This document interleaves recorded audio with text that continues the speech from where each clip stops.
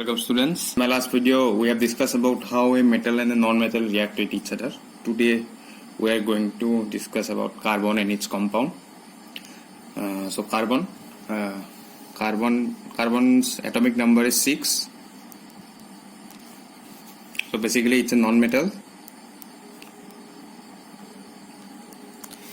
The electronic configuration of carbon is 2 and 4. In first cell of carbon there are 2 electrons and there are 4 electrons in its second cell. 4 electrons in its valence shell. That means 4 valence electron. 4 valence electron, and the valency of carbon is 4. So carbon is a non-metal. So carbon must accept 4 electron to fulfill its octets and behave like neon. So if carbon accept 4 electron from any other atoms, what would happen? Carbon 4 minus anion would be produced. It would gain 4 electrons, but it would be very much difficult for the nucleus of the carbon atom. There are 6 protons in the nucleus.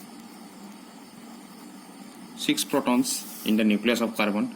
So the 10 number of electrons, when 4 electrons are accepted by carbon, it would be much difficult for the proton to hold the electrons in the valence shell. 6 number of protons cannot hold 10 number of electrons easily. So it is difficult to accept 4 electron for carbon. Same case goes where if carbon releases its 4 valence electrons, what would happen? 4 valence electron, it would become carbon 4 plus cation. If it releases its 4 valence electron, there will be 2 electron and 6 proton. So if 4 electrons are released by carbon, it would require a large amount of energy to remove the 4 electrons. It would require 4 ionization energy to release its 4 electron. So how can carbon overcome these problems? Carbon can never release its 4 electron, nor carbon can accept 4 electron.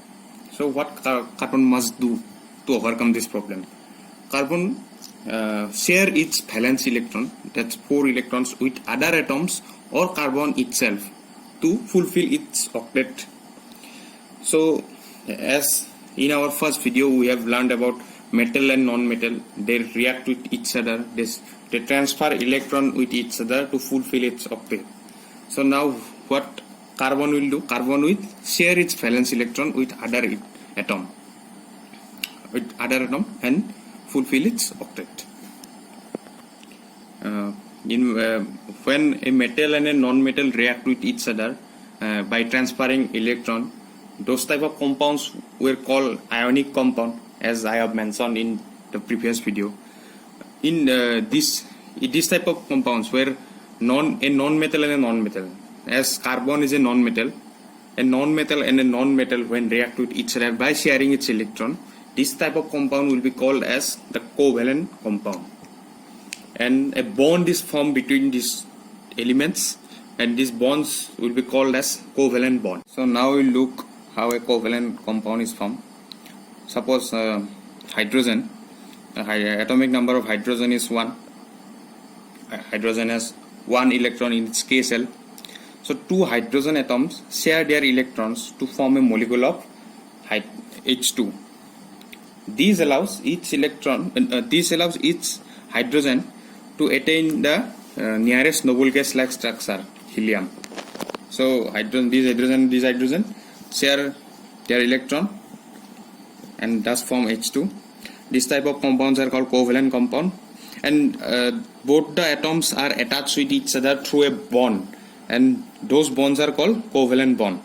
If 2 electrons are shared between the atoms, they will form a single covalent bond, And if 4 electrons, 2 pairs, that is 2 pairs of electrons, this is, if 4 electrons of both the atoms are being shared, then it will be called as double covalent bond.